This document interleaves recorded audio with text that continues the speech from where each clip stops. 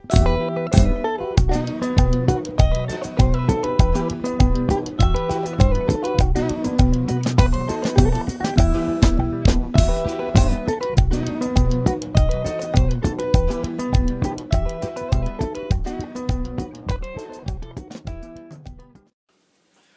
Monsieur Olela et Monsieur Nsele, vous êtes tous les deux co-organisateurs de la manifestation du 2 août.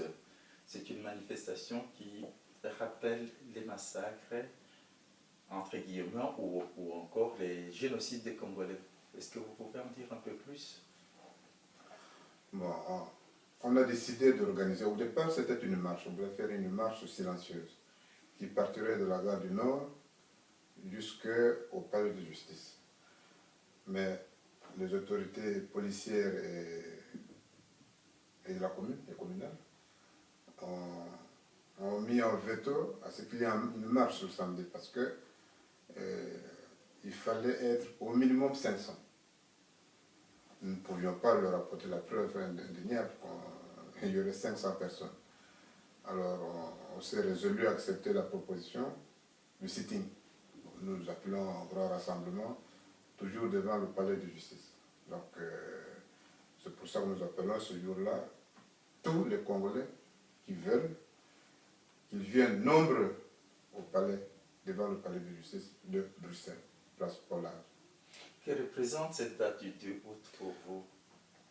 Le 2 août, c'est le jour du déclenchement de la guerre en 1998. C'était le 2 août, le jour où les Rwandais ont commencé par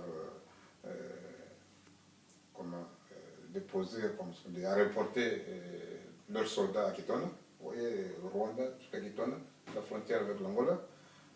Je dis ça parce que même en Belgique, partout, on disait qu'il fallait comprendre le souci de sécurité de la frontière rwandaise. Donc quand vous voyez le premier coup qu'ils font, c'est d'aller à Kitona. Kitona qui est de l'autre côté du Congo, qui n'avait rien à voir avec la frontière du Rwanda. Donc, c'est-à-dire pour vous, c'est plutôt une guerre d'agression, ce n'est pas un problème de sécurité au niveau de la frontière. Ils avaient bien préparé quand ils étaient au Congo, quand ils ont accompagné Kabila à prendre le pouvoir, ils occupaient les postes importants dans l'armée, dans la sécurité et même dans les ministères. Ils étaient là. Donc quand Kabila il a dit merci du soutien qu'il avait apporté, mais qu'il était temps que le Congo se prenne en charge lui-même. Donc il a mis fin à la coopération avec le Rwanda et l'Ouganda. Ils sont rentrés. Mais c'est là qu'ils se sont dit, écoute, Fourdoum, voilà ce jeune homme qui nous a donné le pouvoir, il nous cherche comme des malpropres. Ils sont revenus en force. Oui, on parle de génocide dans les milieux congolais notamment. Oui, et c'est les chiffres de 6 000 millions de Congolais. Est-ce qu'il est vérifiable? Si je peux répondre, c'est les chiffres qui émanent des Nations Unies, de Human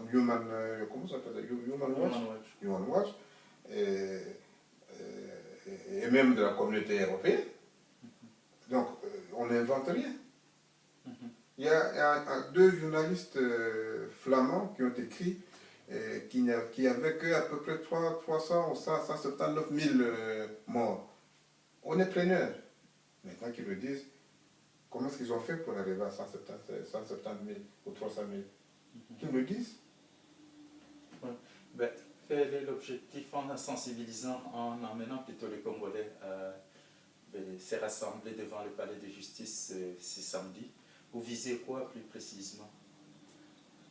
À long terme ou à moyen terme, il faut que l'impunité cesse. Donc ceux qui ont, comme on dit, les instigateurs, les planificateurs, les exécutants, qu'ils soient congolais ou étrangers, soient traduits devant la justice. C'est le minimum. Et comment comptez-vous rassembler ces montres-là? Les Congolais, généralement, ils sont réfractaires à ce genre d'activités.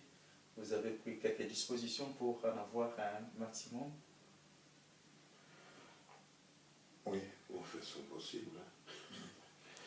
On fait son possible. On a utilisé au maximum ce que vous appelez, mais vous autres les jeunes, les réseaux sociaux.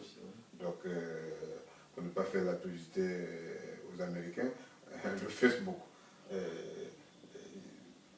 Des gens qui sympathisent avec le mouvement, et ils ont mis des milliers d'annonces. Donc, beaucoup de gens nous répondent.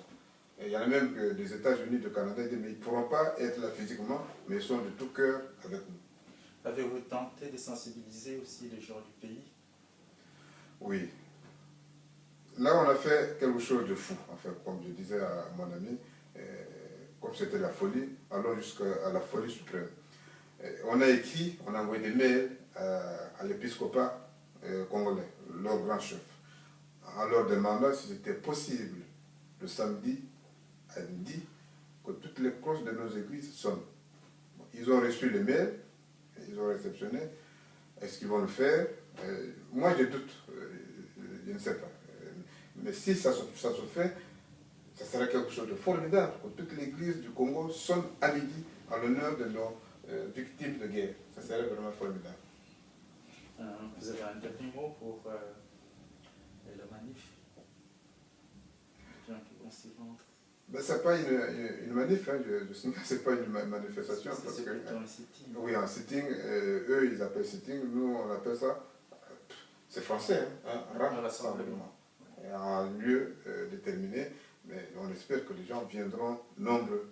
C'est un samedi, ils ne travaillent pas, donc on espère vraiment, chers amis, venez nombreux. Voilà, merci. C'est